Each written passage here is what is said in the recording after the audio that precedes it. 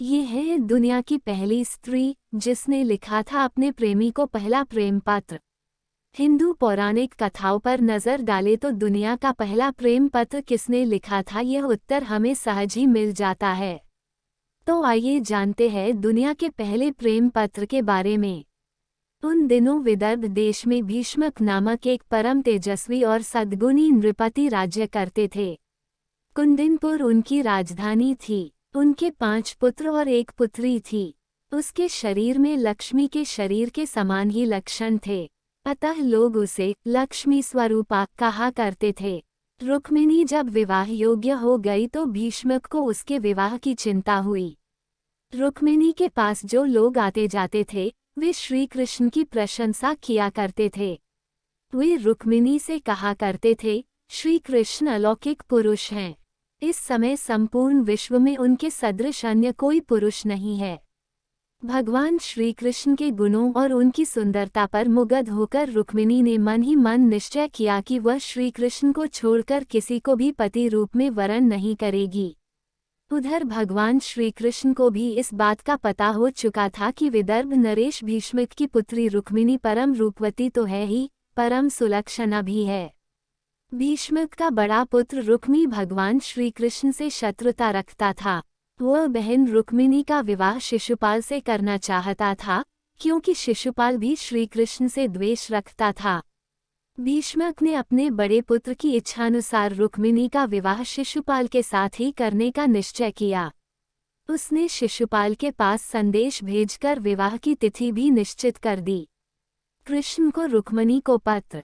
रुक्मिणी को जब इस बात का पता लगा कि उसका विवाह शिशुपाल के साथ निश्चित हुआ है तो वह बड़ी दुखी हुई। उसने अपना निश्चय प्रकट करने के लिए एक ब्राह्मण को द्वारका कृष्ण के पास भेजा।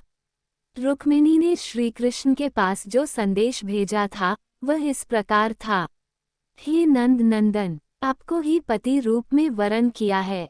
मैं आपको छोड़कर किसी अन्य पुरुष के साथ विवाह नहीं कर सकती। मेरे पिता मेरी इच्छा के विरुद्ध मेरा विवाह शिशुपाल के साथ करना चाहते हैं। विवाह की तिथि भी निश्चित हो गई। मेरे कुल की रीति है कि विवाह के पूर्व होने वाली वधू को नगर के बाहर गिरिजा का दर्शन करने के लिए जाना पड़ता है।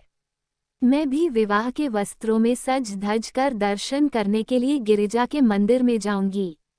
मैं चाहती हूँ आप गिरिजा मंदिर में पहुंचकर मुझे पत्नी रूप में स्वीकार करें। यदि आप नहीं पहुंचेंगे तो मैं आप अपने प्राणों का परित्याग कर दूंगी। रुक्मिणी का संदेश पाकर भगवान श्री कृष्ण रथ पर सवार होकर शीघ्र ही कुंदिनपुर की ओर चल दिए।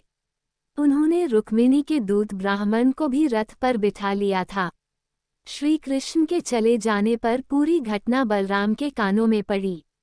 वे ये सोचकर चिंतित हो उठे कि श्री कृष्ण अकेले ही कुंदिनपुर गए हैं, अतः वे भी यादवों की सेना के साथ कुंदिनपुर के लिए चल पड़े। उधर भीष्मक ने पहले ही शिशुपाल के पास संदेश भेज दिया था।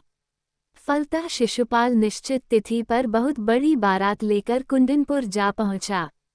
बारात क्या थी? पूरी सेना थी।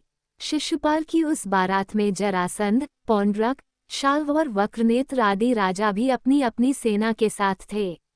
सभी राजा कृष्ण से शत्रुता रखते थे।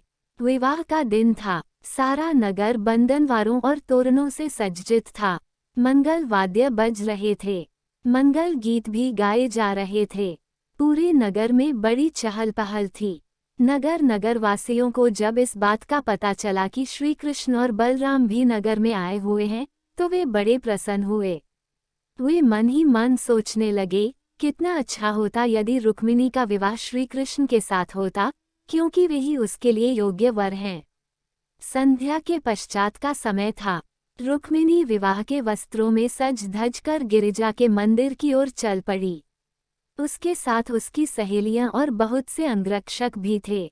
वह अत्यधिक उदास और चिंतित थी, क्योंकि जिस ब्राह्मण को उसने श्री कृष्ण के पास भेजा था वह अभी लौटकर उसके पास नहीं पहुंचा था।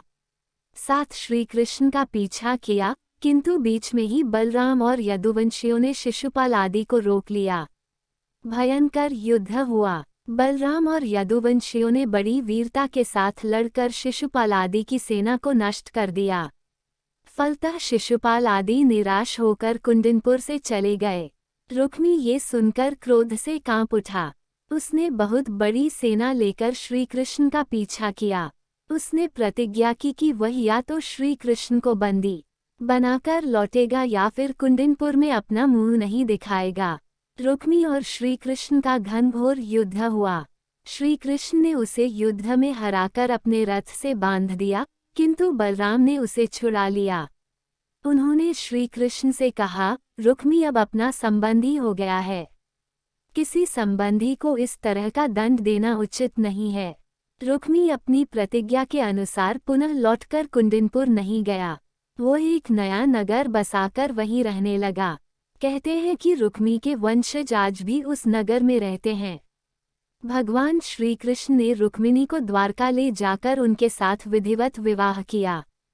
प्रद्युम्न उन्हीं के गर्भ से उत्पन्न हुए थे, जो कामदेव के अवतार थे। श्री कृष्ण की पटरानियों में रुक्मिणी का महत्वपूर्ण स्थान था।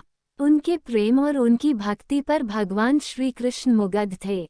दोस्तों, वीडियो पसंद आई हो तो प्लीज़ लाइक शेयर कमेंट जरूर कर दीजिएगा।